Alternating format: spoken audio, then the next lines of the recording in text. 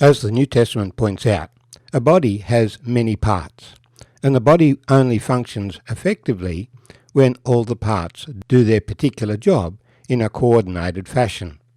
And some parts have more prominence than others, but every part is essential to the normal functioning of the body. So it is, socially, at a national level. In the nation of Israel, we had the chief priest, who had a special relationship representing the people before God and God before the people. And he was supported by others in the priestly family, who performed the sacrifices. One man can't do it all by himself, he needs support. These priests were then supported in turn by the rest of the tribe of Levi. They had a responsibility to do other tasks associated with the administration and worship of God. And of course, the Levites themselves need support, and the whole nation needs to support them. And so we have flowing up from the nation to the Levites, to the priests, to the chief priests, a system of supporting them and obedience and submission. And flowing the other way from God, you have him ministering to all the nation through the chief priests and the Levites. This is explained for us in Numbers chapter 18.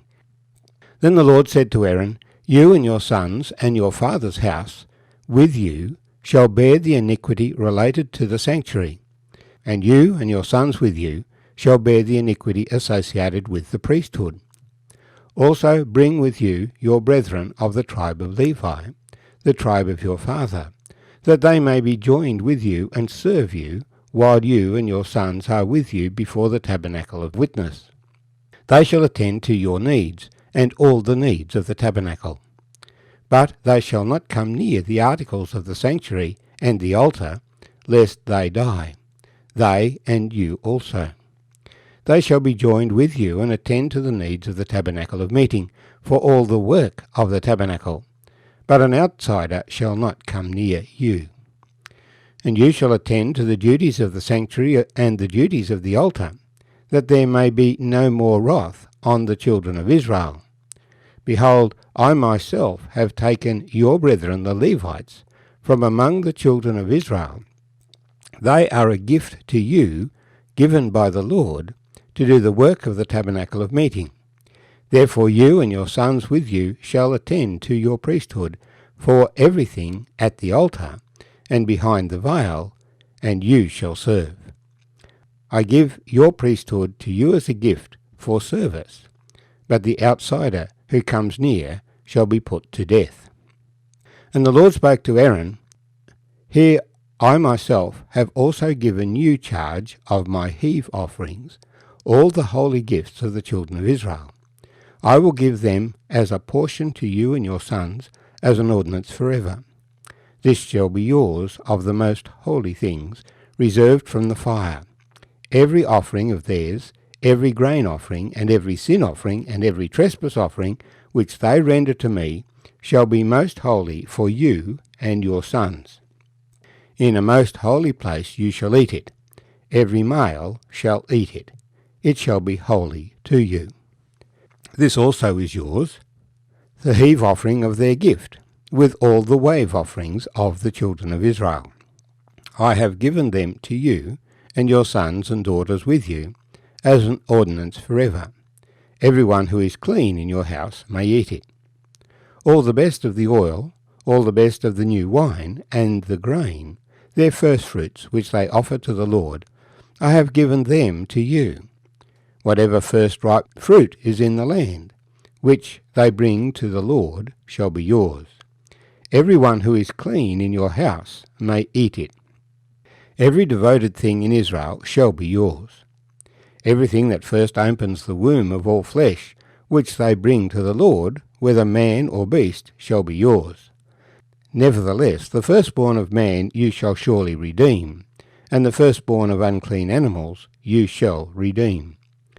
And those redeemed of the devoted things you shall redeem when 1 month old, according to your valuation. For 5 shekels of silver, according to the shekel of the sanctuary, which is 20 gerahs. But the firstborn of a cow, the firstborn of a sheep, or the firstborn of a goat you shall not redeem, they are holy. You shall sprinkle their blood on the altar, and burn their fat as an offering made by fire for a sweet aroma to the Lord. And their flesh shall be yours, just as the wave breast and the right thigh are yours. All the heave offerings of the holy things which the children of Israel offer to the Lord I have given to you and your sons and daughters with you as an ordinance forever. It is a covenant of salt forever before the Lord, with you and your descendants with you. Then the Lord said to Aaron, You shall have no inheritance in their land, nor shall you have any portion among them. I am your portion and your inheritance among the children of Israel. Behold, I have given the children of Levi all the tithes in Israel as an inheritance in return for the work which they perform, the work of the tabernacle of meeting. Therefore the children of Israel shall not come near the tabernacle of meeting, lest they bear sin and die. But the Levites shall perform the work of the tabernacle of meeting, and they shall bear their iniquity. It shall be a statute forever throughout your generations, that among the children of Israel they shall have no inheritance. For the tithes of the children of Israel, which they offer up as a heave offering to the Lord, I have given to the Levites as an inheritance.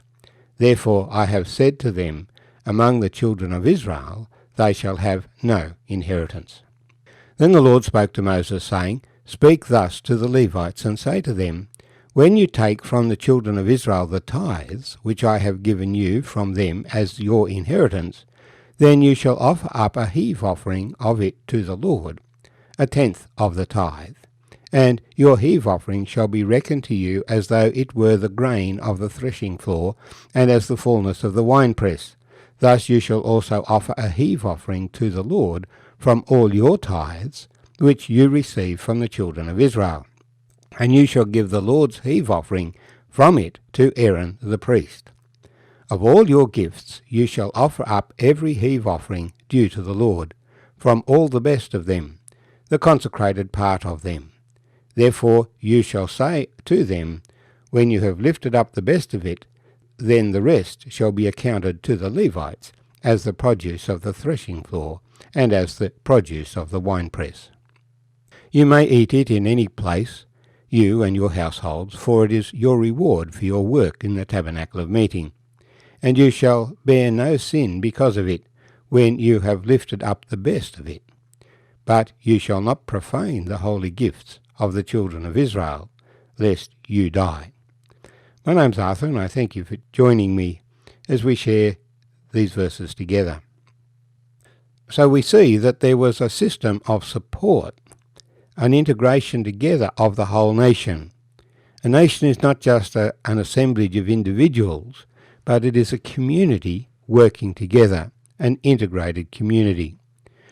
What we call tithes was actually a taxation system that the Lord imposed on the nation of Israel.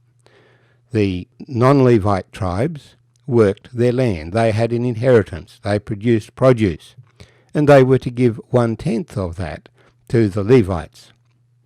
The Levites in turn were working in the tabernacle of meeting. They didn't have opportunity to work the land, therefore they were not given land. They were just given houses that they might live in.